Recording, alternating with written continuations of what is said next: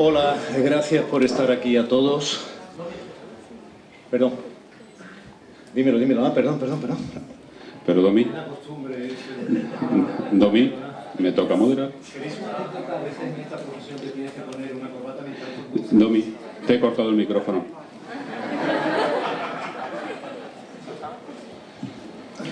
Bueno, muy buenos días. Veo que aquí el que no corre vuela. En fin, me han dicho que venga precavido a esta mesa porque es posible que no salga vivo. Yo creo que no va a ser ni mucho menos para tanto, ¿no? Antes que nada, evidentemente quiero felicitar a la Fundación Manuel Alcántara, en concreto ahí a Teodoro León Gros, no es porque sea mi amigo, y a su equipo por la organización de este evento y sobre todo por el elenco de ponentes que ha conseguido reunir aquí en Málaga, tanto ayer como hoy. Vamos a hablar de un asunto que a mí no me han explicado muy bien. El tam-tam de la tribu. Me suena a la película de Tambores Lejanos, pero aquí tiene que ver con la polarización política de las tertulias, supongo que radiofónicas como televisivas, ¿no? Es el objeto de esta mesa redonda y con este enunciado creo que lo explica todo. Como no sé si voy a tener oportunidad de hacer luego preguntas o incluso de intervenir, las hago al principio y ahí quedan sobre la mesa y el que quiera que se dé por aludido. Por ejemplo, las tertulias radiofónicas sirven de alimento diario y sesgado a la demanda de la audiencia convencida ya de cada emisora. ¿Se selecciona a estos tertulianos por sus posiciones ideológicas afines a la línea editorial de cada emisora o la cadena? ¿Sabemos ya de antemano lo que van a responder según los temas? Pues desde la reforma laboral a las últimas manifestaciones en Madrid o los Gürtel o los ERE de Andalucía. ¿Dónde queda eso de la pluralidad? ¿Quién logra modificar la opinión de un participante preconcebida antes de iniciar la tertulia o el debate? ¿Dónde hay más polarización? ¿En los medios de la izquierda o los de la derecha? Por cierto, polarización en favor de una ideología o directamente en favor de un partido político. ¿Sería posible realizar una tertulia con estos integrantes de manera habitual, por ejemplo, en la COPE o en la cadena SER? No lo sé, son preguntas que dejo aquí en el aire y a ver si algunas podemos responder. Antes que nada, pedir y excusar la presencia de Antonio Naranjo, que se ha sentido indispuesto esta mañana y no ha podido desplazarse hasta Málaga y que va a asumir el papel de ponente, de tertuliano, no de moderador, Domi del Postigo. Bueno, si les parece, comenzamos por Esther Palomera, que es analista política en La Razón, escribe del PSOE, pero en la COPE y en algunos espacios televisivos opina del PP y parece ser un periódico digital de estos que están muy metidos con el mundo de los periodistas y la información, decía que sus opiniones no le gustan demasiado a Rajoy. Cito textualmente, ya hablando de gustos: no me gustan los periodistas que nada más sentarse en la mesa acaban diciendo cuál es su opción política. Esto decía Esther en una entrevista. Entonces en la mesa, claro, la pregunta ya la tengo que cambiar, pero supongamos que era la inicial. Esther, entonces en esta mesa hay sentados 3 periodistas de derecha y 2 de izquierda. La verdad es que voy a responder a otra pregunta que has hecho antes, y es si sería posible una tertulia en la radio o en la televisión con quienes estamos aquí sentados en la mesa. Yo he coincidido con todos ellos en varias tertulias. Creo que en televisión, en radio nunca, pero hemos coincidido en Televisión Española, hemos coincidido en La Sexta e incluso en Telecinco. Y han sido tertulias donde ha habido un contraste de opiniones. No creo que ninguno de los que estén aquí tengan una opinión preconcebida. Yo no adivino cada vez que me siento delante de Ernesto de Kaiser lo que va a opinar sobre un determinado tema, lo cual no quiere decir que haya muchos analistas y comentaristas políticos que forman parte de esa tribu que llamáis del periodismo de opinión, en el que sí se dan opiniones que vienen muy directamente de los argumentarios de los partidos políticos. Y esto es a lo que yo personalmente me niego a entrar cada día y intento combatir con mi trabajo diario.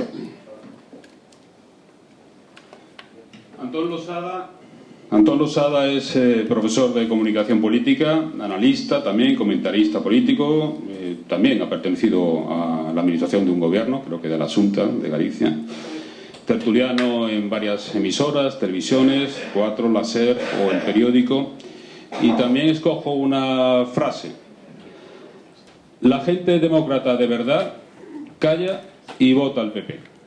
Por supuesto, el Partido Demócrata de verdad. Aunque en un artículo es difícil captar la ironía, les aseguro que tras su lectura completa de ese texto es más que palpable que en realidad Losada no piensa así del PP. ¿No es así, Antón? Bueno, ese artículo lo que intentaba explicar es una estrategia a la que yo creo que estamos asistiendo, ¿no? Primero se nos convenció de que la política era una cosa a la que era mejor mantenerse al margen porque solo había corrupción y todos eran iguales y no servía para nada, y ahora nos están intentando convencer de que no salgamos a la calle a protestar porque por este orden nos pueden pegar, nos pueden multar o nos puede cachar un policía y desnudarnos en mitad de la calle. Entonces un poco intentar explicar lo que yo creo que es una estrategia que se está desarrollando desde el gobierno para cortar de raíz la movilización social y las protestas que se están dando en la calle, ¿no? Criminalizando todo lo que sea protesta social, ¿no? No es una reflexión sobre el PP, porque es una táctica que han empleado gobiernos de toda índole, ¿no? Gobiernos de derechas, como el Partido Popular, la empleó también el Partido Socialista. Yo recuerdo, soy gallego, recuerdo los años de la reconversión naval en Ferrol, y la estrategia era exactamente la misma, ¿no? Intentar vincular a las protestas en los astilleros con movimientos ultraviolentos y convencer a la gente de que lo que había que hacer era arrimar el hombro, callar y no protestar, ¿no? Bueno, yo voy a ser muy breve, que antes de nada quiero dar las gracias, quiero saludar a don Manuel Alcántara, quiero decir que ya me he acostumbrado a venir a Málaga cada 3 meses y estoy esperando ya la siguiente cita. Y lo segundo, hacer una aclaración que mi madre me pide siempre que haga, que es que, hijo mío, tú estudiaste Derecho, no permitas que te digan que eres periodista, ¿no? Entonces yo no soy periodista, yo soy un profesor universitario que sobre todo ha trabajado y trabaja en el ámbito de la ciencia política. Yo soy profesor titular de ciencia política y yo voy a las tertulias a hablar de lo que sé. No voy con una opinión prefijada, intento dar siempre mi punto de vista de la manera más honestamente posible, pero no oculto la ideología que tengo. Y es que yo creo que eso es lo honesto. Es decir, yo huyo mucho de la gente, desconfío mucho de la gente que dice 2 cosas. Una, que no le gusta comer, y otra, que no se mete en política. La gente que no se mete en política normalmente suele ser la gente más peligrosa a la hora de tomar decisiones y a la hora de participar en la vida pública. Entonces yo voy allí muchas veces a expresar mi desconcierto ante lo que veo. Y lo decía antes Esther Palomera, yo coincido con ella en muchos programas cuando gobernaba Zapatero, que hizo muchas cosas mal, pero alguna hizo bien, ¿no? Coincidimos en la televisión pública. Yo he militado en un partido político, en el Bloque Nacionalista Galego. Nunca he tenido problema en reconocer ni mi orientación ni mi ideológica ni mis posiciones, porque creo que eso es parte de la información que hay que darle al oyente.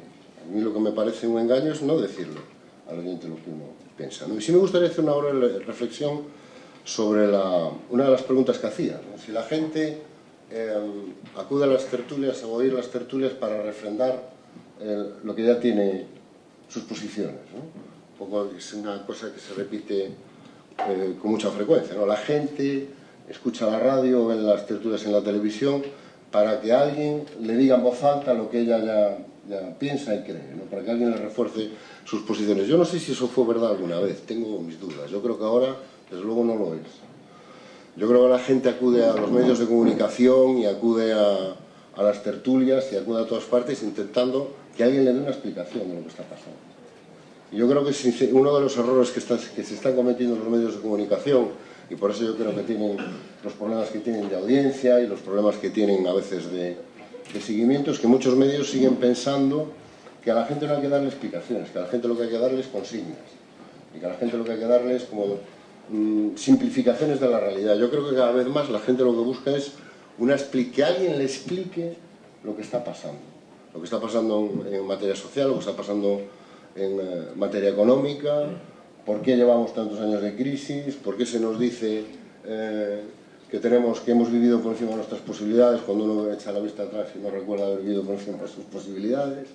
Y yo creo que los medios que entiendan eso, y las personas que vamos a los medios de comunicación, que intentemos dar una explicación, saldrán adelante, y los medios que sigan pensando que mi único papel es repetirle a la gente un montón de ideas simples y sencillas para intentar explicar una realidad cada vez más compleja, pues se quedarán en el camino. Entonces, contestando a la pregunta, yo creo que la gente ahora acude a las tertulias, acude a los medios de comunicación buscando respuestas. Bueno, a Domi del Postigo no le voy a hacer ninguna pregunta porque sería absurdo. Le abro el micrófono, no sé si se ha adaptado ya rápidamente en estos 5 minutos del papel de moderador al de ponente, pero creo que tiene capacidad, así que lo escuchamos. Muchísimas gracias, Antonio. Qué pena, porque yo traía una presentación tuya muy bonita. Tribu, ¿qué es tribu? ¿Qué significa? ¿Cuál es el concepto de tribu? ¿En qué ha devenido el concepto de tribu? En la prehistoria, la tribu era un lugar al que pertenecer, lugar de pertenencia, era un lugar al que se pertenecía por fundamentalmente protección, por seguridad, luego ya vendría lo de los rollos identitarios, pero fundamentalmente por seguridad, y era un lugar desde el que batallar con otra tribu. Normalmente la tribu no se hacía así como así más grande y se convirtió en una tribu global, de sonada. Se daban leña unos con otros para fundamentalmente preservar cierta oquedad, abrigo rocoso o cueva y este tipo de historia en función del territorio que ocuparan en el planeta. ¿Qué es la tribu hoy? Porque entonces de tribu, cuando sepamos exactamente qué es la tribu, nos va a iluminar bastante para entender qué tipo de trincherismos que los hay y de qué manera el ciudadano, el espectador yo lo pondría aparte, el oyente y el lector, entiende cómo cada uno de nosotros podemos o no formar parte de una tribu. Yo recuerdo cuando el periodismo deportivo, te vas a sorprender, pero voy a decir un montón de cosas muy breves. Yo recuerdo cuando el periodismo deportivo no se podía ser de un equipo cuando uno lo narraba, no hace tantos años. También ahí se ha producido una dialéctica, y creo que esa diferencia habla mucho también del tipo de sociedad que hemos ido conformando, desde mi punto de vista fundamentalmente desde los 80. Donde estaba casi todo por hacer y había mucha ilusión y todo esto, y España iba a ser una especie de Holanda latinoamericana. Pues en el periodismo deportivo a mí me sigue sorprendiendo. Yo soy de los que no se han acostumbrado a que de manera descarada y clara, en función del equipo del que tú seas, aunque seas el conductor del programa, pues obviamente vas a valorar con muchísimo más partidismo, en el sentido de partido de juego, o no, al equipo que va ganando o va perdiendo. A mí me sigue espantando, yo no me acostumbro a eso, pero parece ser que eso se da por hecho y sin embargo se le llama periodismo deportivo, al margen del acepto ese de que ni es deporte ni es periodismo y toda esa chorrada. Ayer hablaba en una fotografía impactante por la que yo felicito como pequeño ciudadano que estaba ahí disfrutando de ella, impactante, los grandes comunicadores de la historia contemporánea y actuales, algunos de los grandes comunicadores sentados aquí, cuya foto me parece de relevancia. Hablaban de ideologización, lo hacía sobre todo Iñaki. Yo es que no creo que haya ningún problema de ideologización, no lo creo en absoluto. A mí me da igual que el fontanero que venga a arreglarme el butano lleve una foto de Aznar y diga que es del PP de las esencias, ¿no? A mí eso no me importa, lo que me importa es que ese fontanero me atienda en función de que considere que yo soy también del PP y es más, de su cuota del PP. Entonces sí me preocupa. No se trata de ideologización. La línea editorial siempre ha sido una cosa y el interés de la persona que detenta económicamente el medio o de quien asume la jefatura de redacción, si es una persona que tiene unos intereses particulares que están muy por encima del servicio público que se supone que como intermediario del ciudadano tiene que ejercer periodismo, ese es el problema. No es de ideologización. Un diario puede ser un gran diario, aunque tenga una línea editorial monárquica, republicana, nacional, stalinista o lo que queráis, siempre que no raye cualquier radicalidad que no acepte el Estado de Derecho. Es que no es eso. Es otra cosa, y yo creo que como es otra cosa, por eso la ciudadanía se ha alejado francamente y por eso se ha producido el otro fenómeno con la ciudadanía, se ha adscrito de manera absurda y absoluta. Entonces, muchas veces nos quejamos de que Es que solo nos quiere leer el ciudadano que quiere leer lo que le confirma en su propia ideología. Es que no es solo eso, es que hemos provocado esa adhesión inquebrantable. Y no estoy utilizando un formulismo que utiliza mucho Herrera en su programa, me refiero a otro tipo de adhesión inquebrantable. Como fue el Día Mundial del Teatro antes de ayer, voy a recordar un título fundamental del teatro norteamericano. ¿Quién teme a Virginia Woolf? No se teme a los tertulianos de izquierda o de derecha, o del PP o del PSOE. Lo digo desde la experiencia particular. Se teme a quien aparentemente no está en ninguna de las tribus. Yo soy un intruso en esto que lleva 28 años engañando, pero cuando he tenido problemas con el director de mi medio, con el empresario que lo sustentaba, nunca ha sido porque me considerara del PP o de Izquierda Unida o del PSOE. Ha sido porque no sabía dónde ubicarme y consideraba que me podía salir del tiesto, sin ningún interés más que el de tratar en la medida de lo posible, sin objetividad total, que nunca existe, de ser independiente. Yo creo que ahí es donde está el verdadero problema. O sea, ¿quién nos teme y por qué? Si no importa, ya se asume y se da por hecho perfectamente que voy a cubrir una cuota, además tú has dicho 3 y 2, métete tú y yo te digo si eres de derecha o de izquierda, 3 y 3. Pero algunos, y esto me da pie para otra cosa, pensarán que tú eres de derecha. Hace poco un político te puso a parir cuando me encontré con él en la acera. No importa lo que opinen de nosotros los políticos, ni los ciudadanos absolutamente adscritos. Importa lo que opinen los ciudadanos con una dosis de ciudadanía suficiente como para sentirse concernidos en la construcción de una sociedad en permanente transformación porque quieren mejorarla, pensando en la libertad de sus hijos o en el progreso socioeconómico del territorio en el que están. Y por último,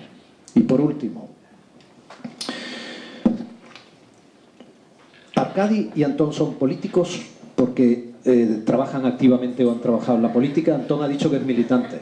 No solo ha sido militante, tú has tocado mucho pelo institucionalmente allí en la Asunta en su momento. Y Arcadi se señala muchísimo, aunque ahora está con una postura muy crítica con Albert Rivera, quien ha vuelto a revalidar como líder de Ciutadans, etcétera, pero es una persona, aparte de su fuste intelectual, que se señala también muchísimo en esa acción política. Y por eso vuelvo al fontanero. Un periodista puede tranquilamente ser político y por eso, a pesar de adscribirse incluso a un partido, demostrar que tiene la capacidad y la responsabilidad adecuada para iluminar en una tertulia, ya que es la base fundamental de estas jornadas, algún tipo de duda que pueda tener un ciudadano, sea del partido que sea, y al mismo tiempo no tenga que ver con su adscripción, ya está.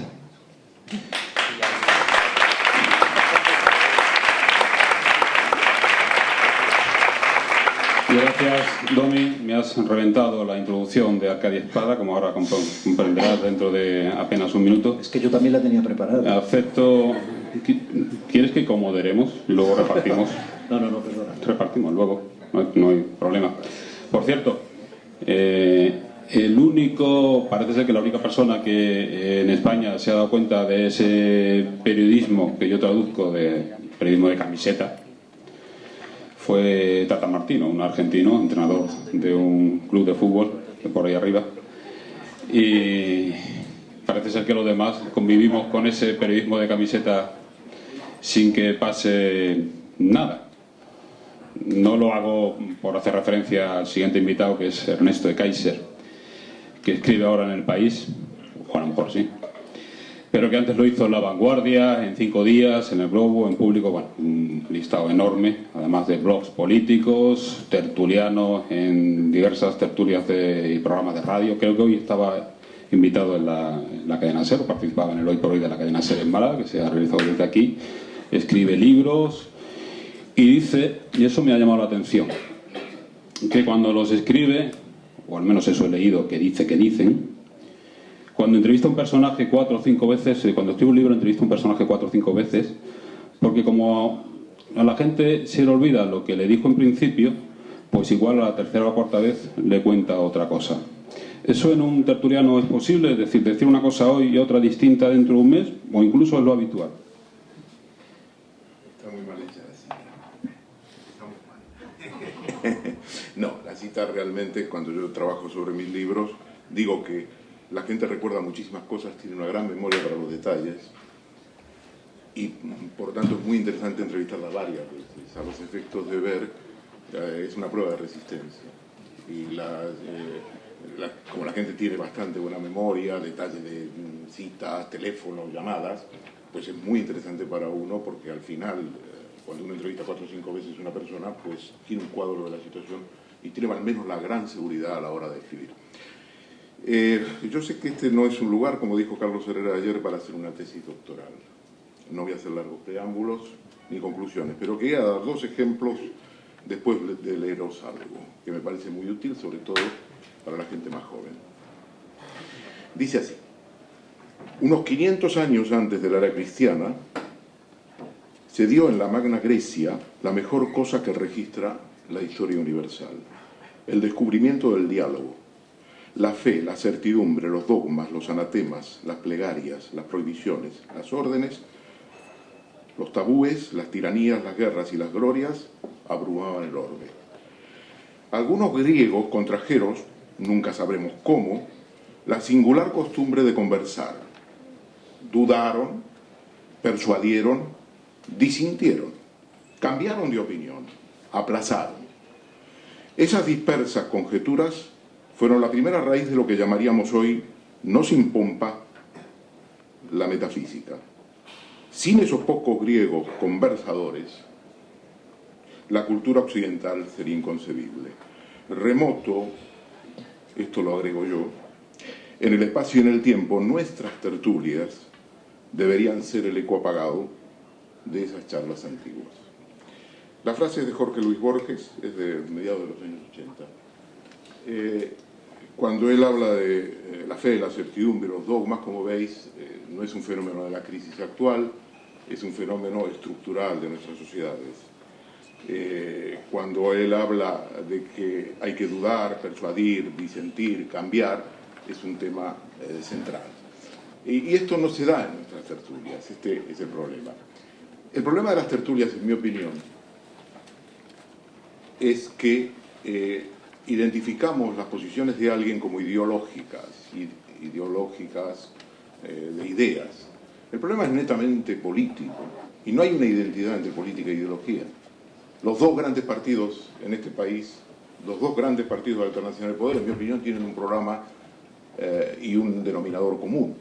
Por lo tanto, no es un problema tanto ideológico, tanto hay elementos, sino político. Quiero dar 2 ejemplos muy rápidos en relación a cómo se pueden tratar 2 temas muy recientes. El tema del déficit público en España, por ejemplo, parece un tema ideológico. Por ejemplo, ¿no? En el sentido de que hay una corriente de la economía, como todos sabéis, que establece que el déficit público es el tema central de nuestra economía y de nuestra época, y que las desviaciones del déficit público explican las crisis. Unos pueden sostener esto desde la derecha, desde el centro e incluso desde la izquierda. Ahora, todos aquellos que sostenían que nuestro problema era el gran déficit público, y cuando vemos que pasan los años y el déficit público se reduce a cuentagotas, no se ve en las posiciones, en las tertulias, una crítica a eso. Es decir, desde las posiciones de unas posiciones ideológicas, sería lógico que se criticara eso. Sin embargo, no se critica esencialmente. Y entonces, este es un problema político, no ideológico. Un ejemplo para terminar más reciente, que es más espectacular, se refiere a la historia de Ucrania. En Estados Unidos este es un gran debate entre republicanos, demócratas y gente independiente, y hay uno que es un gran especialista y un gran introductor moderno de las tertulias. Se llama Pat Buchanan y fue asesor de Richard Nixon, de Gerald Ford y de Ronald Reagan. Y fue quien organizó uno de los primeros programas de debate que se llama Crossfire, es decir, Fuego Cruzado, en la CNN con mucho éxito. En relación a lo de Putin, la cita es breve. ¿Y cómo habríamos de reaccionar en los Estados Unidos de América si la Unión Soviética, victoriosa en la Guerra Fría, es una hipótesis, realizara la expulsión de las tropas norteamericanas y de sus bases de Europa y aproximaría a Cuba, Venezuela y Nicaragua al Pacto de Varsovia. La Secretaría de Estado Victoria Nuland ha confesado que hemos invertido, los Estados Unidos, 5.000 millones de dólares, 5.000 millones de dólares, para reorientar Ucrania y apartarla de Rusia. ¿Cómo responderíamos si nos despertamos, como lo hizo Putin en febrero, para saber que el gobierno proamericano de México, ha sido derrocado por movilizaciones populares financiadas por China y se ha instalado allí un régimen pro-chino? Y este régimen, no elegido a través de elecciones en México, quiere adherirse al acuerdo comercial del NAFTA, el acuerdo comercial que impulsó Estados Unidos, en favor de una alianza económica y militar con China. Esto lo dice Pat Buchanan. Es interesante porque fue candidato incluso a las primarias en el Partido Republicano, las perdió, pero como dije, asesoró a Reagan, Nixon, Gerald Ford. Entonces, como vemos, no es un problema ideológico. Hay un acuerdo en los Estados Unidos entre el Partido Demócrata y el Republicano de demonizar a Putin. Es el nuevo Putin Romanov, de la nueva dinastía romana. Y viene este señor y dice, ustedes están locos, y les demuestro por qué están locos, con este ejemplo. Se acaban mis dos ejemplos. Bueno, creo que Antón Losada y Arcadi Espada tienen que compartir micrófono, no sé si, como si estuvieran en el grupo mixto, ¿no? En fin, espero que sea posible. Arcadi ha pasado también por muchísimos medios de comunicación, La Vanguardia, El País, Ahora El Mundo, imposible clasificarlo o definirlo, no sé si informador, literato, tertuliano, bloguero, y como decía Domi antes, con inquietudes políticas. Ahí está su actividad como impulsor en su momento de Ciudadans, siempre con ese debate a veces polemista y fuerte de la objetividad al fondo, en esas afirmaciones suyas de que la creatividad no es aceptable con fines informativos.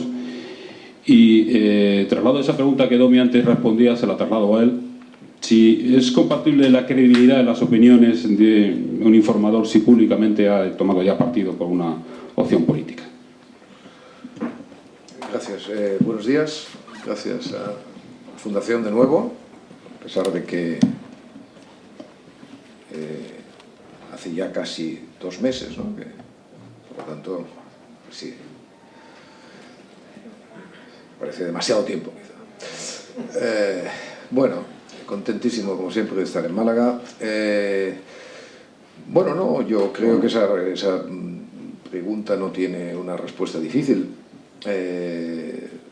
Decía Orwell que el yo y su exhibición es la garantía de la objetividad, y por lo tanto, naturalmente, cuanto más se sepa del emisor y de las personas que lanzan opiniones al océano mediático, pues muchísimo mejor. Por lo tanto, la actividad política de alguien me parece que siempre y cuando esté perfectamente transparente y clara, no afecta para nada la credibilidad de su mensaje.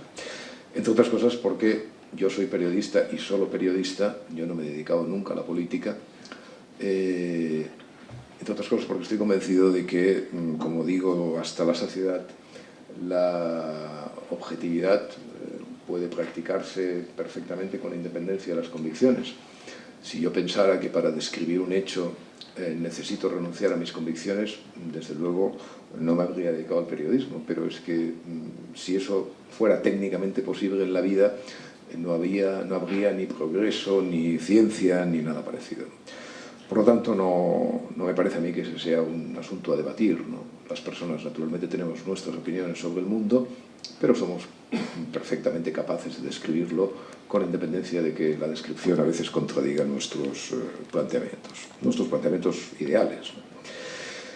Pero, bueno, yo lo que quería decir aquí hoy, se me ha propuesto hablar un poco de la que hacemos los escritores de periódicos, los periodistas en las tertulias. Y, bueno, pensaba esta semana, mientras preparaba lo que decir, en algo que hizo, una de esas decisiones que la edad te acaba corrigiendo. Yo me mostré bastante entusiasta en su momento cuando el presidente Aznar suprimió a propuesta de Convergencia la mili, ¿no?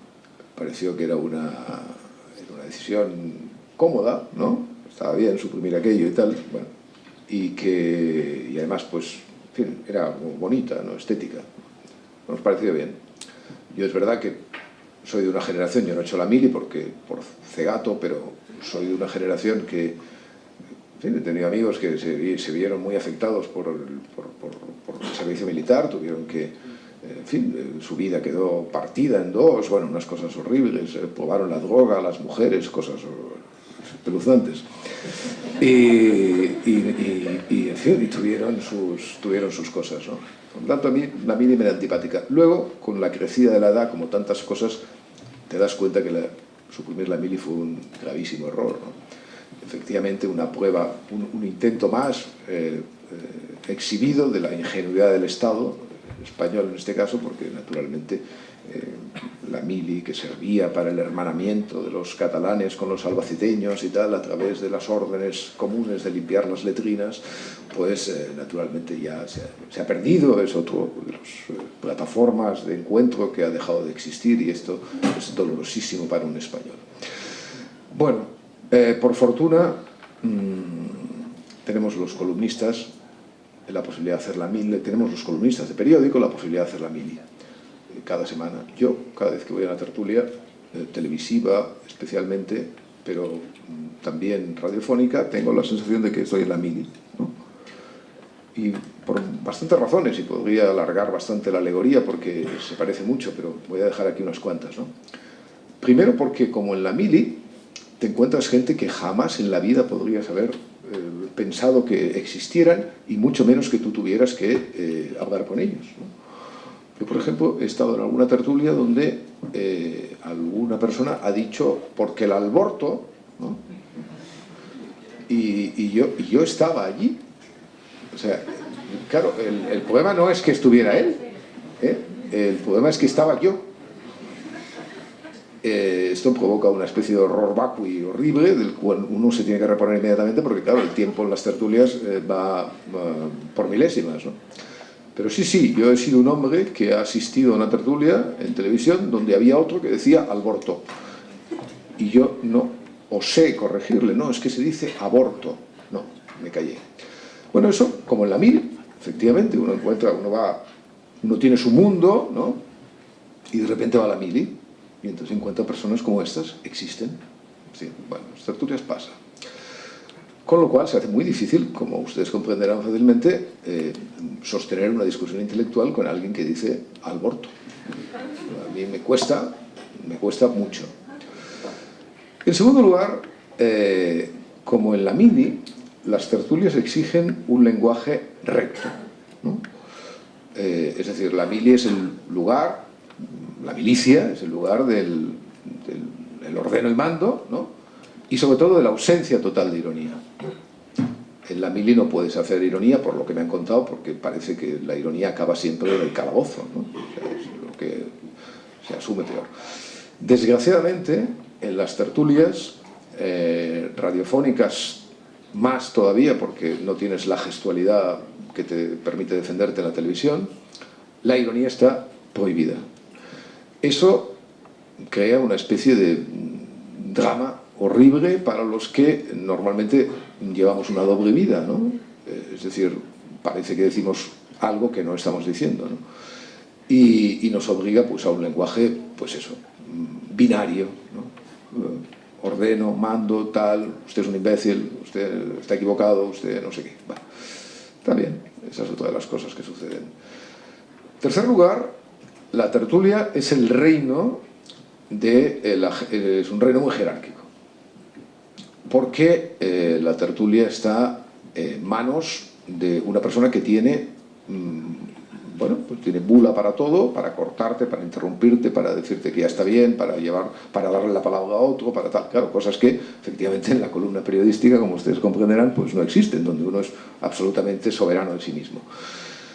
En las tertulias tienes que negociar mucho con el moderador, ¿no? Negociar en esas negociaciones tácitas, pero no suelen funcionar. El moderador aplica su navaja de Occam, ¿no? Con un despotismo absoluto. Por ejemplo, yo estoy con Carlos Herrera, ¿no? Normalmente. Entonces Carlos Herrera es una persona muy simpática, es de mi edad, es un chico amable, es un andaluz profesional, me gusta, además es medio catalán, etc. Y bueno, pero entonces claro, siempre hay dos asuntos, ¿no?, en los cuales mi libertad de expresión en su tertulia se quedan inmediatamente congelados. Uno es Dios, no soporta que le hable mal de Dios, y yo pues de Dios solo puedo hablar mal, con lo cual realmente a la hora de explicarme sobre esto interrumpe de una manera agreste y salvaje. Y en segundo lugar, tampoco puedo hablar de comida, porque él no solamente no entiende de comida nada, que eso sería, pues al final, como le pasa a la mayor parte de las personas, es que cree entender, ¿no? Entonces tenemos unas discusiones que también acaban siempre de una manera tajante cuando él da paso a la publicidad, o alguno que explica, tenemos uno que explica cosas de espionaje y tal, muy divertido y tal, ¿no? Esas cosas, ¿no? Entonces yo, la verdad, me siento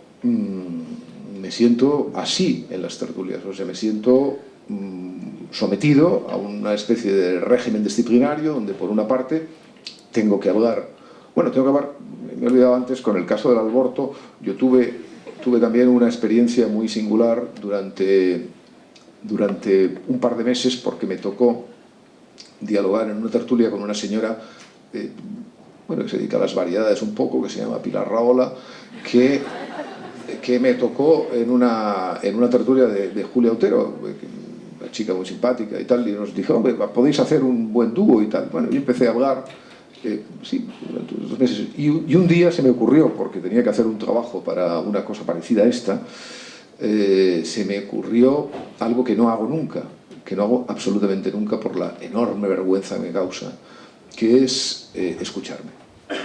Es decir, estaba grabado, entonces me escuché. Entonces me cogió tal ataque de terror al ver que yo me había convertido en ella.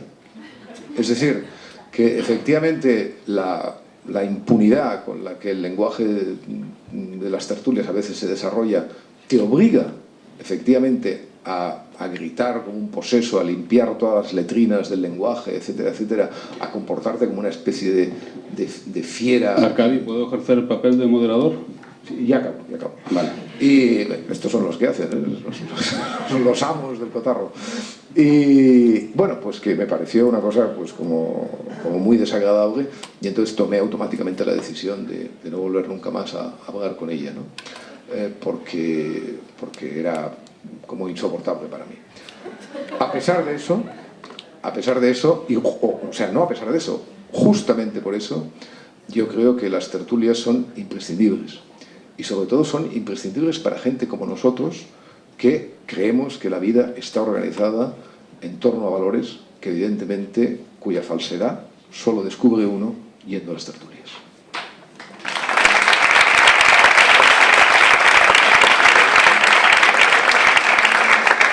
Antón, creo que tienes que compartir micrófono. Sí, un placer, sí. No estaba pensando, oyendo a Arcadi hablar tanto de la mili, después de reconocer que no ha hecho la mili, va a ser verdad que eso que dicen de que los tertulianos es gente que hablan de todo, aunque no sepan de qué están hablando, ¿no?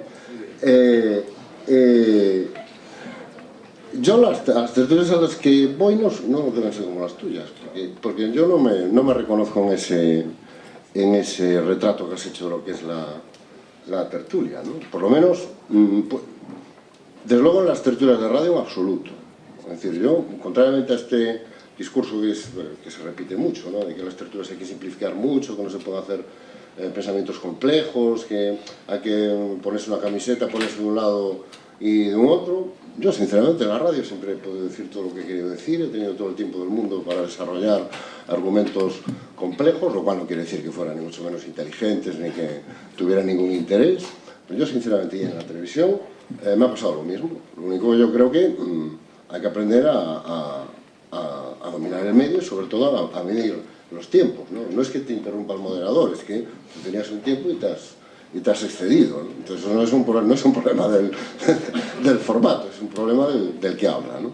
Entonces, en ese sentido, el retrato este que se suele hacer de las tertulias como sitios donde no se puede pensar, donde... Es que lo llevo oyendo, hay varias cosas que llevo oyendo desde ayer que me ponen nervioso, ¿no? Las diga quien las diga. La primera es, no, es que en las tertulias nadie duda, no es posible convencer a nadie. No sé, yo he ido a muchísimas tertulias, he visto a mucha gente dudar, yo he dudado, he visto a gente dar la razón, a otras que no la dan, he visto a gente rectificar, corregir datos, reconocer que no sabía cosas, es decir, esta cosa con la que nos castigamos. Es que aquí en España las tertulias, es decir, cualquiera que haya vivido fuera y que haya seguido tertulias de actualidad en Estados Unidos o tertulias de actualidad en Inglaterra o en cualquier otro país, pues es lo mismo. Hay gente que en las tertulias es más razonable y va más a intercambiar puntos de vista y opiniones y hay otros que no, pero no creo que haya en España ni mucho menos un mal endémico en el asunto este de las tertulias, que en todo caso yo creo que reflejan bastante la sociedad tal como es. Hay otra cosa que también me pone bastante nervioso, porque la llevo oyendo toda la semana y me pone muy nervioso, ¿no? Es esta idea que no, en España hubo un momento en que todos nos unimos, había un gran consenso, todos queríamos lo mismo. No, no es verdad.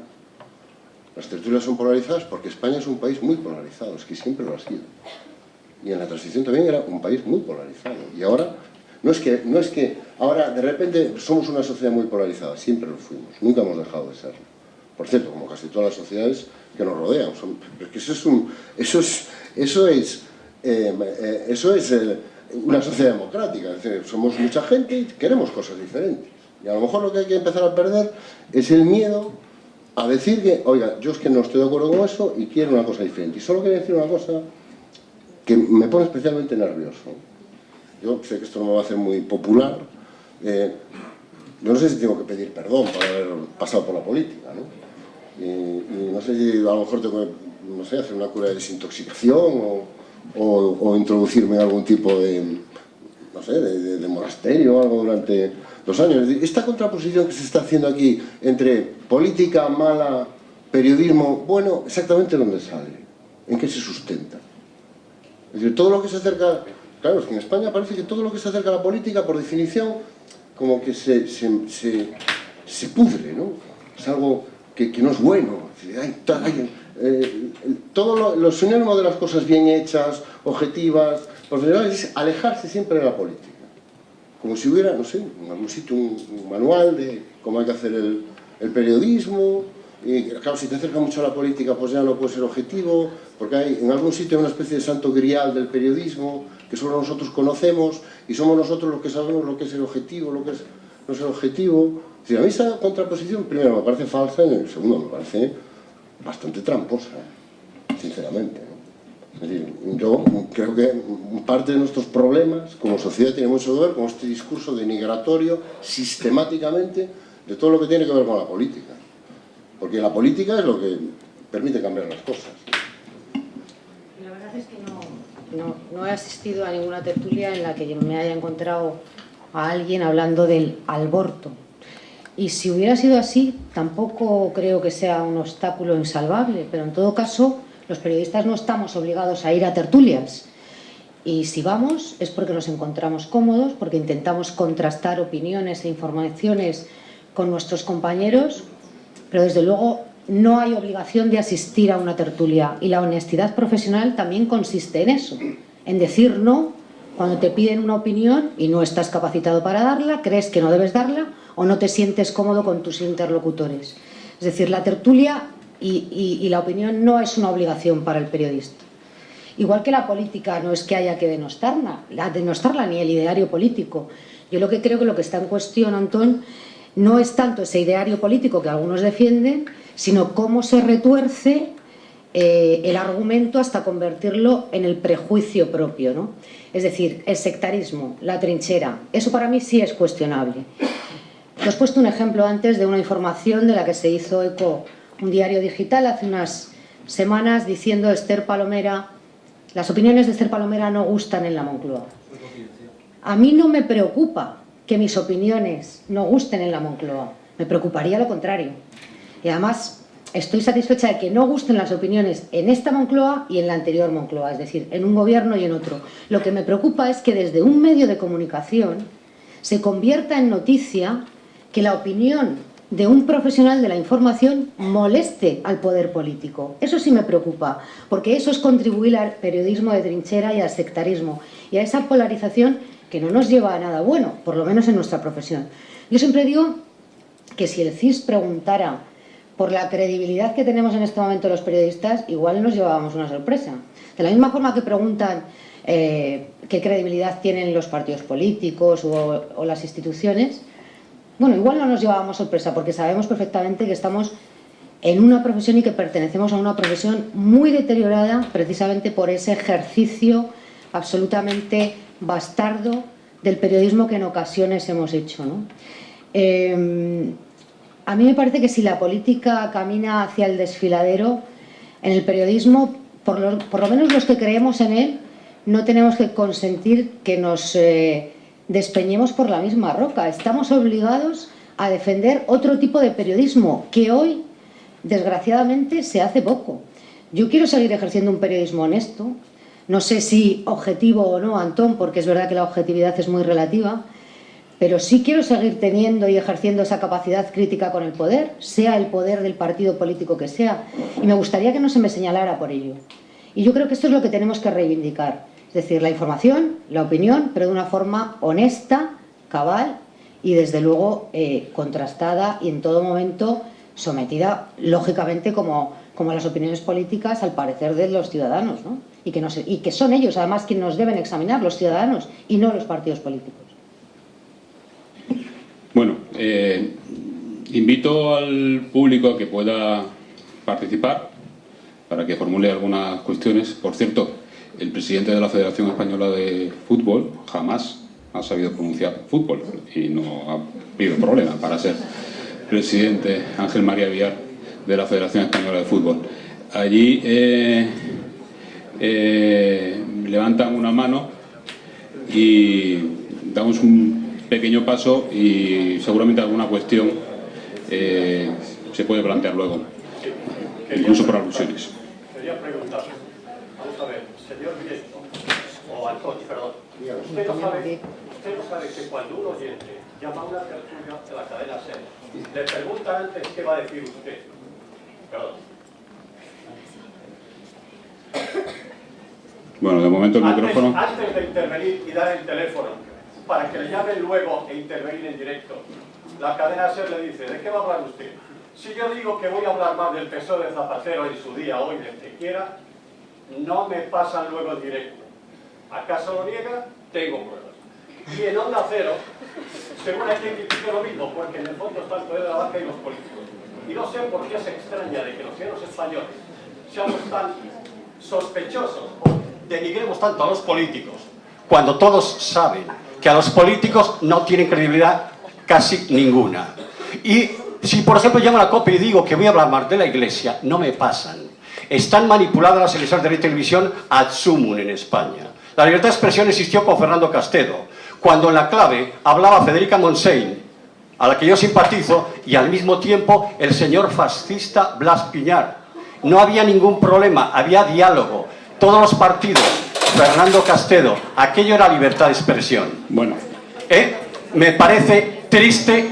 ¿Qué se cree? ¿Que los oyentes somos tontos? ¿Tenemos sentido común? Antonio, muchas gracias. Creo que la pregunta está perfectamente formulada, incluso con distintas variantes para todas las emisoras. Aquí hay tertulianos que participan en Onda Cero, en la SER, en la COPE. Por cierto, antes he dejado una pregunta en el aire. Yo no sé si ahora hay medios de derecha y de izquierda. Desde luego, creo que no sé qué medios hay de izquierda. En fin, no sé si hay algún medio de izquierda hoy en día. Bueno, yo creo que la pregunta es un poco para todos y llevamos, si me permitís un segundo para que me gane el sueldo. Llevamos al debate a formular una pregunta un poco genérica, al margen de que se pueda contestar en concreto cuando llaman a la SER o cuando llaman a tal emisora lo que pasa. Si digamos que los medios de derecha o los medios de izquierda hay más, no sé, más tribu a la hora de confeccionar los equipos tertulianos? Bueno, vamos a ver. Eso que dice de las llamadas de la SER, yo no tengo acciones en la SER, no soy propietario de la cadena SER. Yo lo que le puedo decir es que yo a todos los medios de comunicación a los que he ido siempre he hablado con total libertad, siempre he dicho lo que me ha dado la gana, lo que me parecía razonable y lo que pensaba que tenía que decir. O sea que si la pregunta es si existe libertad de expresión de los medios de comunicación en España, yo puedo hablarle de lo que sé, que es mi caso. Y luego en mi caso sí. En mi caso la hay y la ha habido siempre. Y antes de que Arcadi nos explique por qué en España no hay medios de derechas, como todo el mundo sabe, España es un país lleno de medios de izquierdas, solo quería decirle a Esther que normalmente mi experiencia es que los periodistas y tertulianos que más invocan la objetividad, que más denigran a la política y los políticos. No hablo de ti, no hablo de ti. Mi experiencia es que en todas las tertulias a las que he ido, los periodistas que más invocan a la objetividad, que más denigran a la política y a los políticos, y que más, digamos, reclaman las esencias del oficio periodístico, suelen ser los más sectarios y los periodistas de más camiseta. Esa es la experiencia que yo tengo. Y ahora ya es para Arcadi por los medios de No he denostado en ningún caso la política, ni he invocado el purismo en el periodismo porque no creo en él. Pero sí en la honestidad en el ejercicio de la profesión, y esto no tiene nada que ver con los políticos, entonces. Quiero decir, yo creo que podemos hacer otro periodismo muy diferente al que estamos haciendo en este país, y que gran parte de la crisis económica, de la crisis que está padeciendo, la crisis de modelo que en este momento están padeciendo los periódicos, tiene que ver con otra forma de ejercer el periodismo. Es decir, los medios de comunicación en este momento es legítimo que representen un ideario político, pero lo que no es legítimo es que oculten o que retuerzan hechos hasta convertirlos en los prejuicios propios que quiere el propietario del medio, igual que las opiniones que damos en la televisión y en la radio. Respecto a la pregunta que nos hacía Antonio, por alusiones, yo llevo siendo colaboradora de la cadena COPE 14 años, creo, desde el año 2000. Y he de decir que desconozco cuáles son las preguntas a las que someten a los oyentes que quieren participar en los programas, pero yo he tenido una absoluta libertad para expresar mi opinión en la cadena COPE, que es una cadena, en fin, propiedad de la Iglesia, ideológicamente de derechas, y la que he podido defender durante muchos años, incluso la ley del aborto, la anterior a la vigente, a la reforma que hizo Zapatero, y he podido cuestionar la reforma que está planteando en este momento el gobierno. Que a los medios a los que yo he acudido es verdad que he podido opinar con absoluta libertad, y en el momento en el que se me ha puesto alguna cortapisa, y es lo que intentaba decirle antes a Arcadi, si no me he sentido cómoda, he dejado de ir, porque no es una obligación para el periodista opinar en las tertulias radiofónicas o de televisión. Yo creo que tiene que ser un ejercicio de honestidad, un contraste de opiniones con los compañeros, pero en ningún caso una obligación en la que además nos sintamos incómodos y veamos cercenados nuestros derechos. Yo, desde luego, por ahí no transigiría nunca.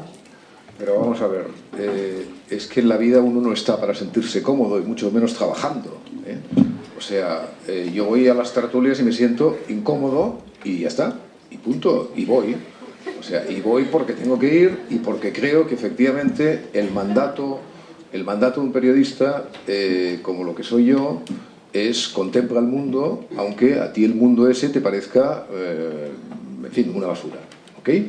Entonces, yo no tengo por qué sentirme cómodo. O sea, voy a las tertulias y he venido aquí a hablar de las tertulias justamente porque las conozco y porque voy a ellas, pero no porque me parezcan efectivamente un paraíso.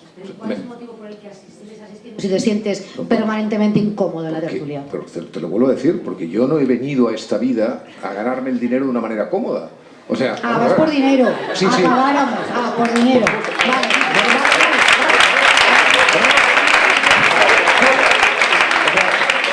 Oye, no solamente voy por dinero a las tertulias, aquí también he venido por dinero. Lo digo para que lo tengas claro. Y cualquier cosa que yo hago, la hago por dinero, Esther. Cualquier cosa. Todo en la vida lo haces por dinero. Todo, absolutamente. Tristeza, ¿eh? Dicho esto... Sexo también. Intento. No siempre con éxito. Quería de todos modos comentar algo de lo que ha dicho el oyente, ¿no? El oyente. Sí, gracias. El oyente, sí. Hace 3 o 4 años me llamó una chica muy simpática de una conocidísima tertulia televisiva, de la cual no voy a dar el nombre porque como no fue la directora, pues entonces, en fin, no vayan a tener algún problema con la chica. Y entonces me dijo, señor Espada, queremos invitarle a la próxima temporada a la tertulia esta, tal, no sé qué. Y yo, hombre, encantado, porque además tenía la idea de que era una tertulia que pagaban bien y todo eso, ¿no? Y me parecía que era un buen momento, ¿no?, para mí, ¿no? Digo, pues estoy encantado y tal, y esto ustedes, y bueno, y en fin, hagamos de los detalles, porque la gente que vivimos en Barcelona siempre tenemos que hablar con las tertulias una serie de detalles adyacentes, ¿no? ¿Quién paga el taxi de un lugar a otro? El hotel de cuánto estará, etcétera, etcétera, ¿no? Si no te metan en covachas, yo no voy nunca a covachas, etcétera, ¿no? Bueno, entonces, después de la larguísima discusión sobre estos asuntos puramente logísticos y propios de mi terruño, la muchacha me dice, bueno, y le quiero hacer una última pregunta a usted, tal, para que ya estemos de acuerdo y tal. ¿Usted por quién vendría? Digo, entonces, textualmente, ¿usted por quién vendría?, me dijo. Y yo, hombre, no acabo de entender, ¿qué quiere usted decir? No, mire, es que nosotros lo que queremos, estamos confeccionando el puzzle, ¿no? Y entonces, yo quiero saber si usted vendría, ¿por qué lado vendría? A lo mejor no se atrevía a decirlo, ¿no? Hasta que al final le arranqué, efectivamente, valerosamente. Me dijo, ¿usted vendría por la izquierda o vendría por la derecha? ¿Comprende? Entonces, bueno, es que no hace falta decir nada más. Claro, yo entonces le dije que era una pregunta que desgraciadamente no podía responderle y no pude ir a la tertulia esta, cosa que me supo muy mal, ¿no? Porque ella exigía que yo le dijera por qué lugar iba a venir, ¿no? Es verdad, Antón, que a lo mejor a mí me pasan cosas extraordinarias en este mundo de las tertulias, pero a lo mejor te pasan a ti también extraordinarias, porque tú parece que estas cosas no las experimentas nunca. Debes ser como la ballena, que siempre está dentro del agua y nunca salta. Bueno, entonces, a mí lo que me pasa es que, lo que me pasa explico. Es decir, creo que las tertulias son una perfecta imagen del mundo político y periodístico que vivimos, donde se reflejan con absoluta crudeza aspectos extraordinariamente interesantes, como son el primado de las opiniones, siempre muchísimo más baratas que el de las informaciones. Es decir, en el auge de las tertulias no hay nada más que un problema económico, es decir, el hecho de que saber cuesta mucho más dinero que creer, y que creer está al alcance de todo el mundo, incluso los católicos, y que saber, desgraciadamente, solo está al alcance de las personas que estudian, trabajan y se preocupan por la ciencia, por ejemplo.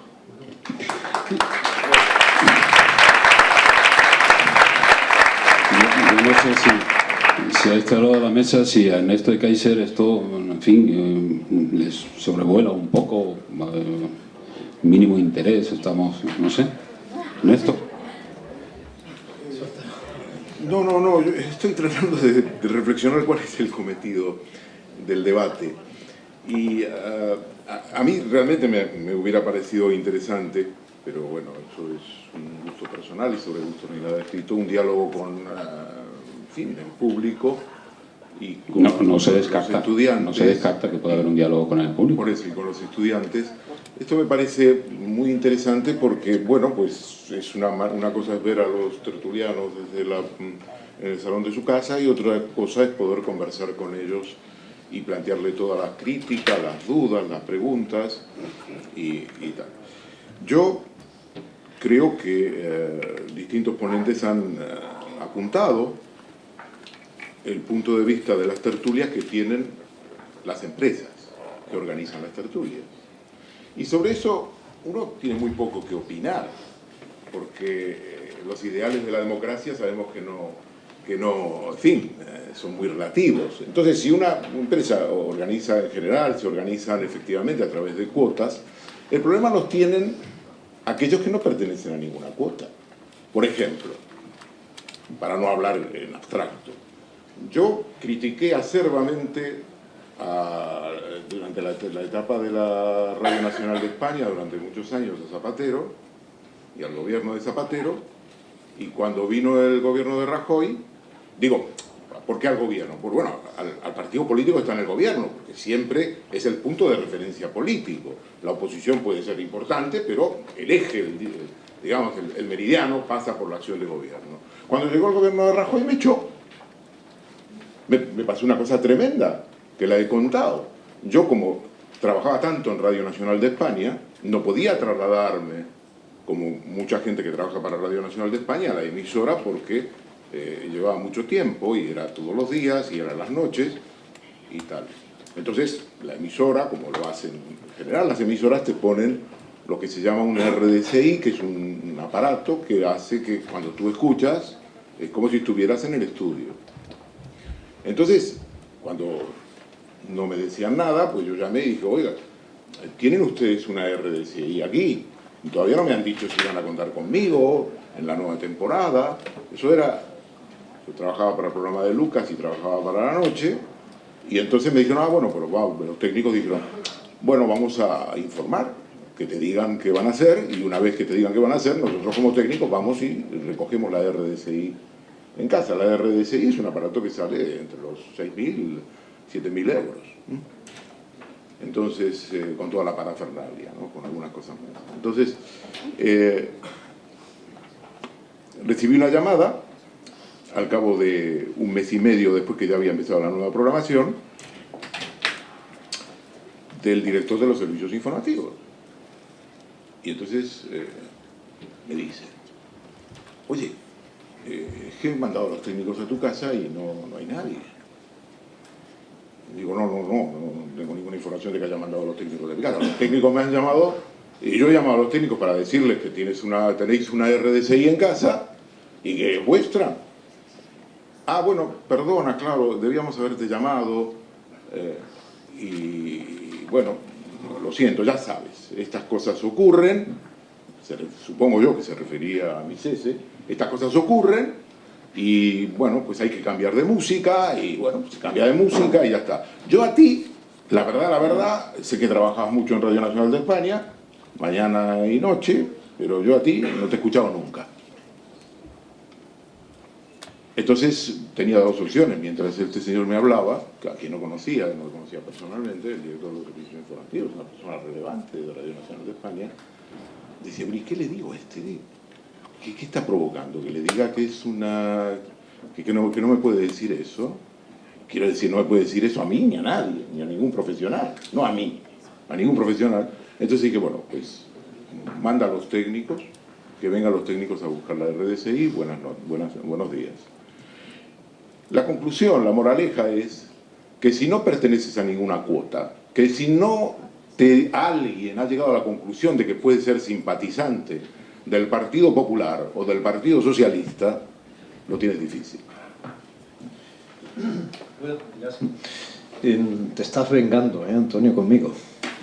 Lo digo porque habitualmente lo que yo hago es conducir la tertulia y Antonio suele ser ponente y no al revés.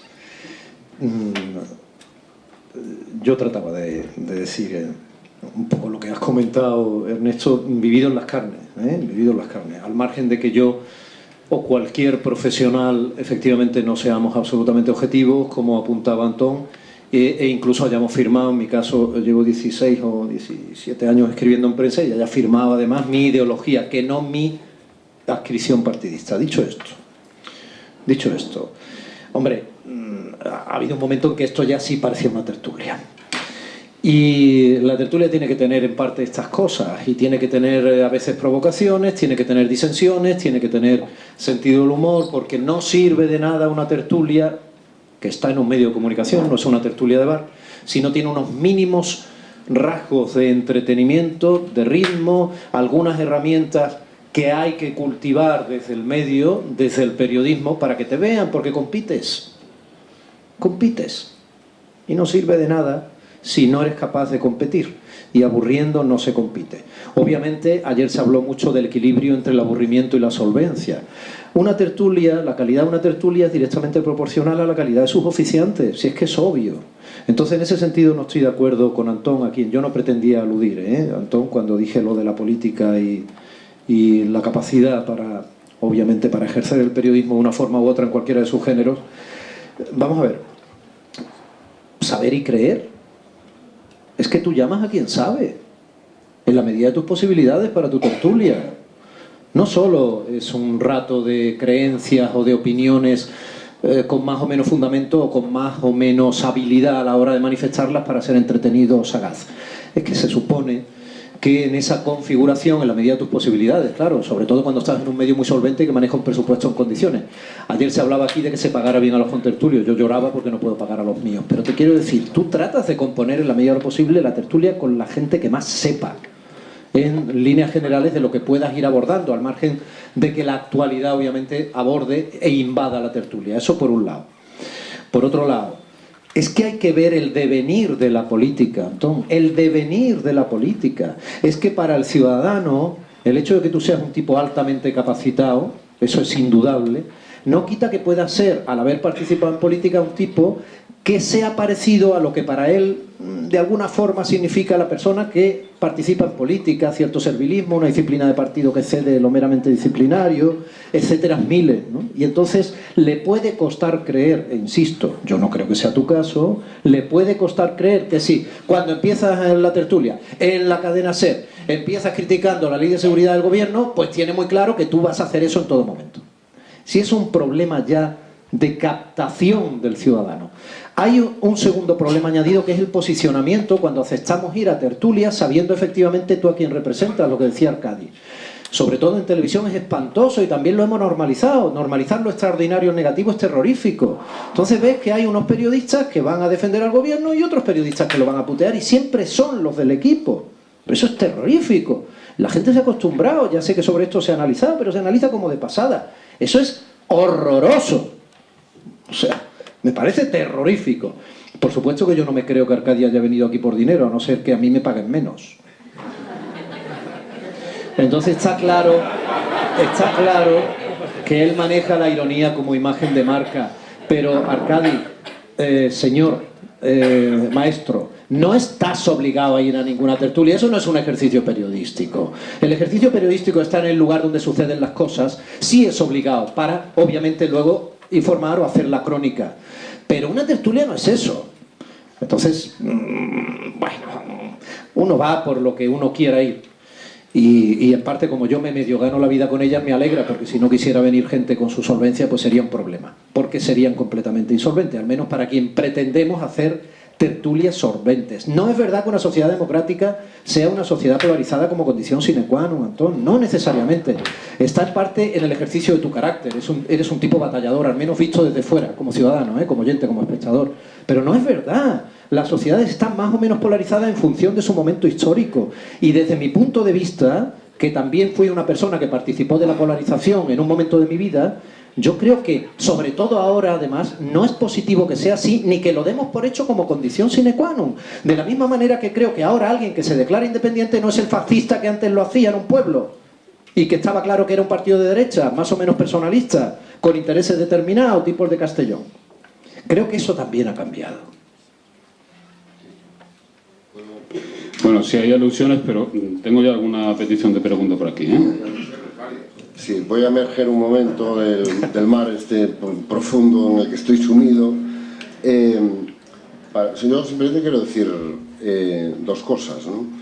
Una, hombre, teniendo en cuenta que yo formé parte de un gobierno militando en un partido que se llama BNG, Bloque Nacionalista Galego, no sé exactamente en qué cuota y en qué medio se me puede ubicar, ¿no? Es decir, no creo que exista, no sé, esta teoría que llevamos escuchando a lo largo de la mañana de las cuotas y de los partidos y tal. Es un tipo que viene de Galicia y del nacionalismo. No sé exactamente si eso me hace mejor un tertuliano más accesible para la cadena SER, para la COPE, para Onda Cero. No sé, me cuesta trabajo ubicarme, ¿no? Y una segunda cuestión, esto de la idea esta de solvencia, que yo creo que entiendo lo que se quiere decir, pero llevar a gente que sepa de qué, de política. ¿Y quién sabe de política? Eso es una ciencia, es como la medicina. Pero cuando vamos... Es decir, es que eso de saber de qué. Es decir, para debatir sobre el aborto hace falta saber sobre el aborto.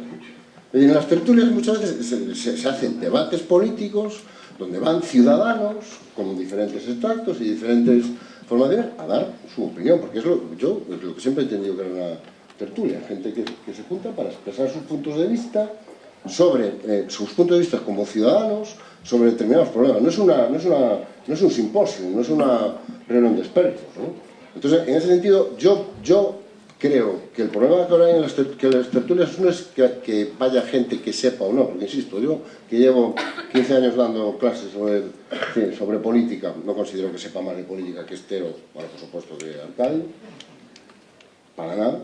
Yo creo que en este momento el problema es que las tertulias están llenas de gente que no tiene nada que decir. Y lo que busca la gente cuando conecta una emisora, cuando cambia una emisora, cuando habla en periódicos, y cada vez más, es encontrar a alguien que tenga algo que decir. Y ese es el problema que tenemos ahora en las tertulias. Yo no creo que el formato esté gastado, yo no creo que los tertulianos sean gente que habla de todo sin saber. El problema es que tenemos muchas tertulias donde va mucha gente que no dice nada. No porque no quiera decir nada, porque vivimos un momento que es muy difícil tener algo que decir. Y es muy difícil entender algo de lo que está pasando. Y el ejemplo, ya termino. El ejemplo es, nunca ha habido tantos economistas, por desgracia, en los medios de comunicación. Nunca ha habido tantos. Y nunca ha habido menos capacidad para explicarle a la gente con un mínimo de claridad lo que está pasando. Vale, muy rápidamente. Sé que alguien te va a hablar de economía ya. Ah, vale. Dos cosas muy rápidamente para no monopolizar. A ver, en primer lugar, he oído que el moderador en un momento determinado, he creído oír que decía que la opinión de derechas domina sobre la opinión de izquierdas en este país o algo así. ¿He oído bien o no? Que no hay medios de izquierdas. Exacto, que no hay medios de izquierdas. Bueno, a mí... Sácale de su error. Voy a sacarle inmediatamente de su error, por supuesto. Y voy a sacarle de su error diciendo algo que me parece, en fin, naturalmente no es momento ahora para que lo pueda demostrar, pero puedo comprometerme a demostrarlo en cualquier momento. En España tenemos un gobierno, ahora me ocuparé de eso de pagar. En España tenemos un gobierno que gobierna contra la mayoría de la opinión mediática. A mi juicio, y insisto, es una afirmación que puedo probar. La mayor parte de la opinión mediática está en contra del gobierno de la nación por razones diversas. A veces las convencionales, la derecha y la izquierda, a veces las no convencionales, el Estado y los separatismos. Pero en cualquier caso, el resultado final del conjunto es un gobierno que gobierna con una opinión pública minoritariamente favorable, con una opinión mediática, perdón, no pública, minoritariamente favorable a ella.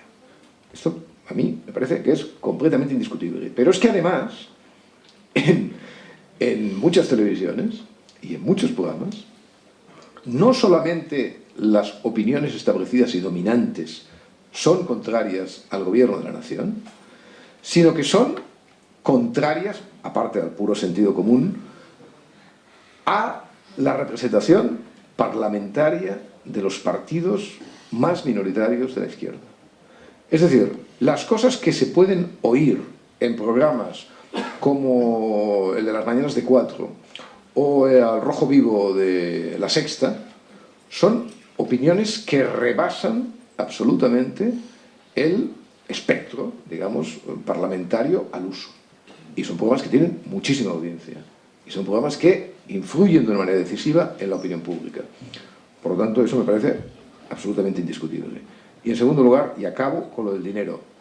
De todas las afirmaciones que yo hago siempre en estas, la que peor sienta en este país judeo-católico es la del dinero. O sea, pero vamos a ver, pero hay alguien que en la vida no haga las cosas por dinero. Yo voy a las tertulias por dinero, vengo aquí por dinero, escribo mis columnas por dinero. Y les he dicho muchas veces a los nacionalistas catalanes, les he ofrecido un pacto clarísimo, abierto, sin dudar. Les he dicho, si vosotros me pagáis, hacéis una suerte de mecenazgo inverso, Yo no volveré jamás a escribir una sola línea. ¿Está? Es que esto es tan difícil de entender. ¿Por qué los periodistas y por qué las personas que nos dedicamos a la letra tenemos que tener una especie de plusvalía respecto al carpintero, respecto al médico, a la hora de cobrar por nuestro trabajo? ¿Pero dónde ha salido esa tamaña pachanguería y supersticiosa? Hombre, por favor. Es verdad, porque había que ser buenas personas. A mí me parece bien que cobres por tu trabajo. Lo que no me parece bien es que sufras por trabajar.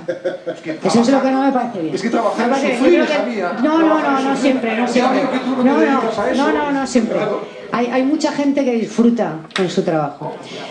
Imagino que cuando hablabas de la opinión mediática mayoritaria en contra de las posiciones del gobierno, hablas fundamentalmente de los medios audiovisuales, no de la prensa escrita, ¿no? Ah, no existe. ¿Pero tú no escribes en ningún periódico? Ah, ¿y dónde estás situado ideológicamente? No existo. ¿Mi periódico? Sí. Mi periódico en ningún sitio. Tierra de nadie.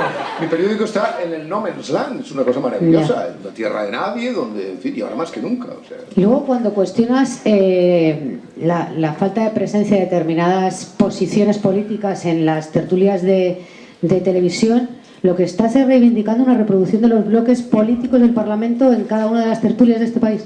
Claro, porque mira, claro. Es que ¿sabes qué pasa? Que los parlamentos sirven para representar lo que hay en la nación.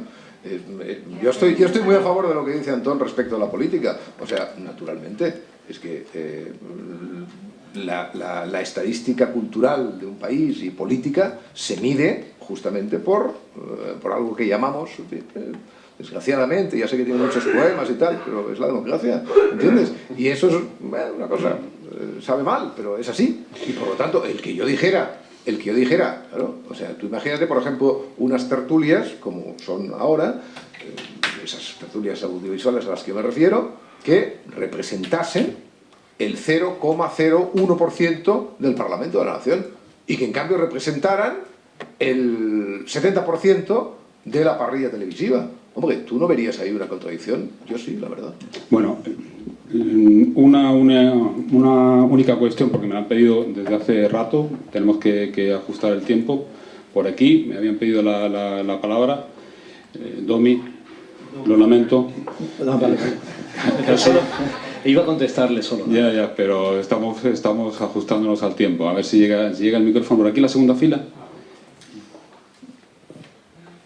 Al final voy a hacer un poco un monográfico sobre Antón, pero es que ha dicho alguna cosa. Los economistas estamos preocupados por la unidad de mercado, ¿no? Pero es que ahora asisto horrorizado a que las antenas de televisión no reparten igualmente las tertulias, porque aquí no hemos visto nunca a un tertuliano darle la razón a otro, y menos cambiar de opinión. Y allí en Galicia parece que todos los días lo hacen, ¿no? Y era una de las preguntas que yo planteaba. ¿Qué ocurriría si un tertuliano dijera, oye, pues lleva razón, acabo de cambiar de idea y llevo razón? Porque en teoría la tertulia es para argumentar, dar argumentos, y hay unos referees enfrente que en un momento determinado te pueden hacer ver que tu argumento es erróneo. Es un poco como cuando hacemos paper en la universidad y tal, ¿no?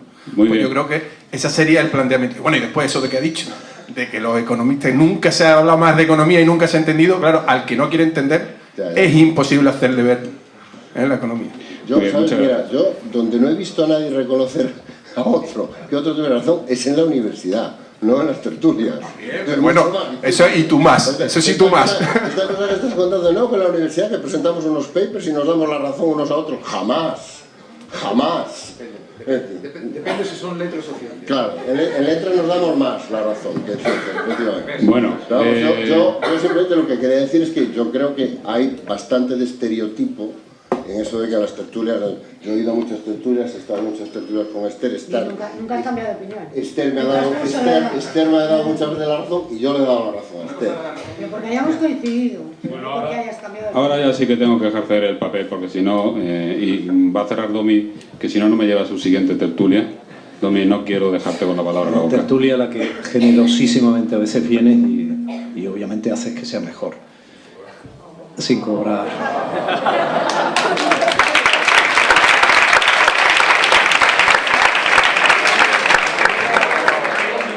Ya lo sé, Pepe, ya lo sé.